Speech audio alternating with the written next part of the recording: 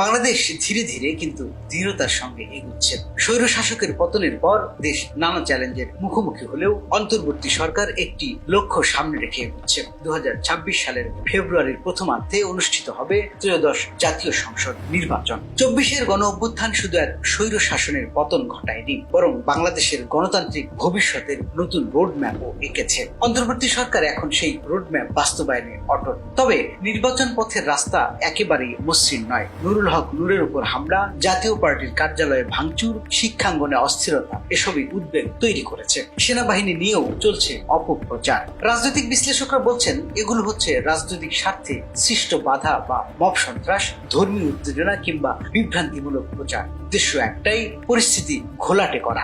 তবুও ইতিহাস বলছে বাংলাদেশ কখনো সংকটে থেমে যায়নি। 24-এর গণ অভ্যুত্থানে রাজনৈতিক দলগুলোর ঐক্য যেমন পরিবর্তনের পথ তৈরি করেছিল, আসন্ন নির্বাচনেও সেই ঐক্য বড় নিয়ামক হয়ে উঠতে পারে। অন্তর্বর্তী সরকার ও আন্দোলনে যুক্ত দলগুলোর মধ্যে দূরত্ব কমলেও নির্বাচনী পরিবেশ হবে আরো স্থিতিশীল। এই মুহূর্তে সবচেয়ে বড় প্রশ্ন, ডক্টর মোহাম্মদ ইউনূস কি সব চ্যালেঞ্জ জয় করে নির্বাচন আয়োজন করতে পারবে? তিনি স্পষ্ট করে ঘোষণা করেছেন 2026 সালের ফেব্রুয়ারিতেই নির্বাচন হবে। এটি শুধু ক্ষমতা হস্তান্তরের প্রক্রিয়া নয়, বরং জনগণের আস্থা এবং পুনর্গঠনের প্রতিশ্রুতি। ইউনূসের কূটনৈতিক সম্পর্ক, আন্তর্জাতিক স্বীকৃতি এবং অভ্যন্তরীণ সংলাপ এগিয়ে নিতে পারলে নির্বাচনের পথ আরো সুগম হবে। সব চ্যালেঞ্জ পেরিয়ে যদি নির্বাচন নির্ধারিত সময়ে হয়, তবে সেটি শুধু সরকারের সাফল্য নয়, জনগণেরও জয় হবে।